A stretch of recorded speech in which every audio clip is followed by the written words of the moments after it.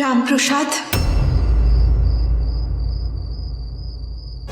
अनादिं सुरादिं मखादिं भवादिं स्वरूपं त्वदीयं न विद्यन्ति देवा जगन्मोहिनीयं तु वाग्वादिनीयं सुहृद्घोषिणी মা, তুই এসেছিস মা? তুই আমার দেখা দিয়েছিস মা? মারে, এই দেশকে বাঁচা রামপ্রসাদ। অনেক রক্ত ঝরবে, হাহাকার হবে, মানুষ খেতে পাবে না, এই অরাজকতা আর লুটপাট বাড়বে।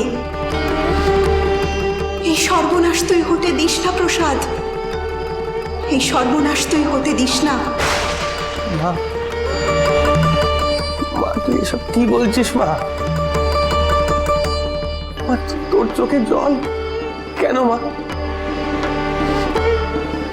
মা তুই এত কষ্ট পাচ্ছিস মা, এত কষ্ট।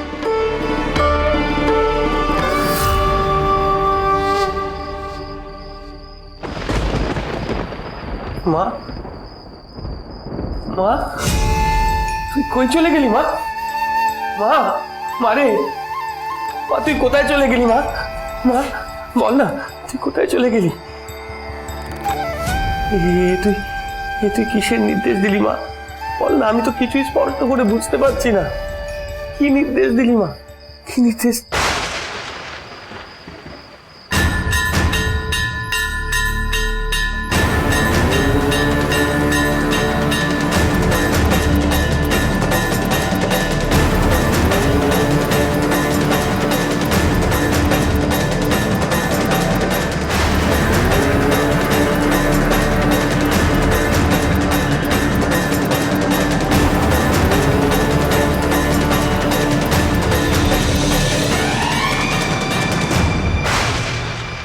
মা, মা, মা, মারে, মা তুই কি দেখালি মা? কি দেখালি? কি করছে, কি করছে মা? আর শেষে রাজরানীর মুখ ফুটে উঠলো কেন মা? বল না মা। যে মহাপ্রলয়ের ইঙ্গিত পাচ্ছি মা, মহাপ্রলয়। আমি কি করে দেশকে বাঁচাবো? দেশের মানুষকে আমি কেমন করে বাঁচাবো? কে সাহায্য করবে মা আমার এই তাণ্ডব থামাতে? বল না মা, কে সাহায্য করবে?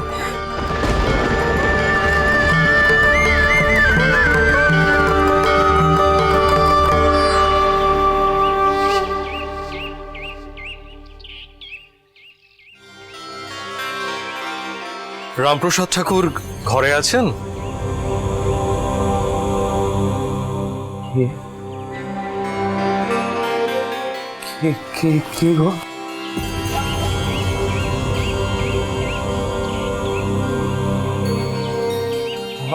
আসুন আসুন আসুন আসুন।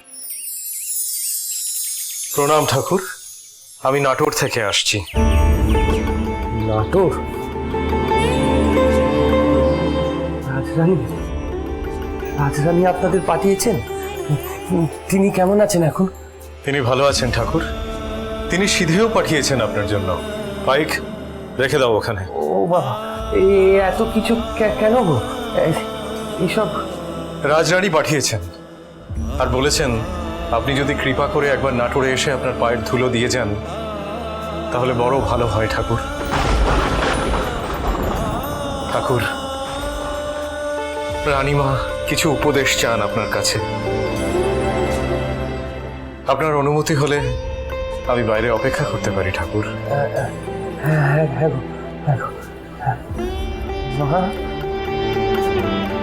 মা তুই এখনই নাটোরের দুধ পাঠিয়েছিস মা?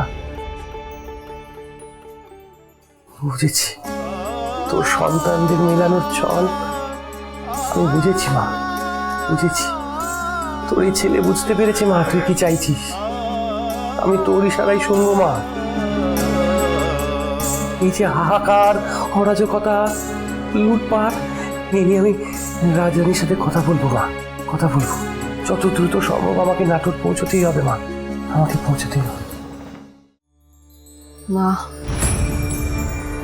চারিদিক থেকে যেন বিপদ ধেয়ে আসছে। একদিকে আমার তারা, সে আমায় ভুল বুঝলো, তার অভিমান। অন্যদিকে রাজনৈতিক পালা বদল, এই টালমাটাল। রঘুরাজা বললেন এক বড় ঝড় আসতে চলেছে। কি করে সামাল দেব মা এত কিছু? তাই ঠাকুর রামপ্রসাদকে অনুরোধ করেছি একটিবার নিজের চরণের ধুলি আমাদের রাজবাড়িতে দিতে। তুমি দেখো মা, ঠাকুর রামপ্রসাদের সাথে আলোচনার মাধ্যমে যেন এই দুঃসময় কাটানোর এক পথ বেরিয়ে আসে।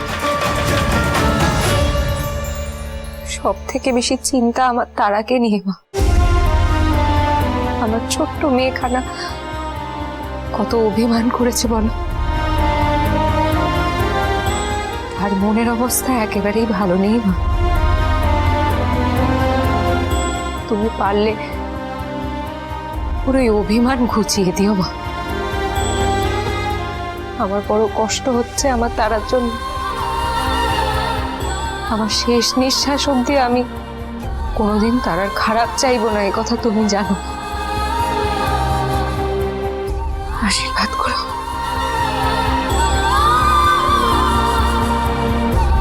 বৌঠান, এসো।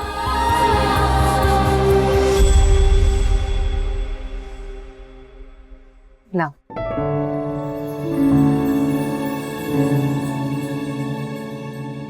আপনার বুদ্ধিতে কাজ হয়েছে বৌঠান। গতকাল রাতে আমি সব শুনে এসেছি। এই পেশার ঠাকুরপোর খোঁজ পেয়েছো তাহলে? হ্যাঁ বৌঠান, মুর্শিদাবাদে নবাবের এক খাস লোকের বাড়িতে সে লুকিয়ে রয়েছে। আমি সেখানে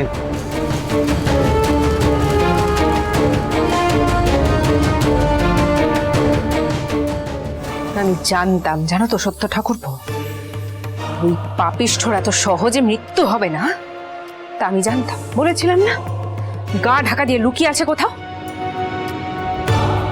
রাজরানীর জয় হোক। এসব পাই, বলো, জরুরি কিছু? আগে রঘুরাজা আপনাকে ডাকছেন। জগৎ সেটের লোকজন এসছেন রঘুরাজার সঙ্গে কথা বলতে। ঠিক আছে, আমি যাচ্ছি, তুমি এসো। কি গো সত্য ঠাকুরপো, হঠাৎ জগৎ শেঠ বাবার লোক এসেছে? মুর্শিদাবাদে কোনো নতুন বিপদ এসে পড়লো না তো আবার? যে ফাটল একবার ধরেছে সত্যনারায়ণ, তা দিনে দিনে বাড়ছে, বুঝলে। জগৎ শেঠ বাবা আর নবাবের কথা বলছেন, তাই তো? আগে হ্যাঁ রাজরানী, অনেক পালাবদল ঘটে গিয়েছে। আপনার মনে আছে সেদিন আমরা বগুড়ায় অপর্ণা মায়ের মন্দিরে গিয়েছিলাম? একজন গ্রামবাসী এসে আমাদের জানিয়েছিলেন যে নবাব সিরাজদৌল্লা কলকাতা আক্রমণ করতে যাচ্ছেন। তার সে আক্রমণ সফল হয়েছে, তিনি কলিকাতা দখল করেছেন। জানি রঘুরাজা, আমি খবর রাখছিলাম। শুনেছি ইংরেজদের তৈরি করা কেল্লা মাটিতে লুকিয়ে গেছে। হ্যাঁ, তা গেছে, এবং কলিকাতার নাম বদলে সিরাজদৌল্লা রেখেছেন আলীনগর। আর এমনিতেও ইংরেজরা এই কেল্লা তৈরির জন্য নবাবের অনুমতি নেয়নি। দাম্ভিক নবাবের তো এই বিষয়খানায় গায়ে লেগেছে সত্য ঠাকুরপো, যার ফলস্বরূপ এই আচমকা আক্রমণ।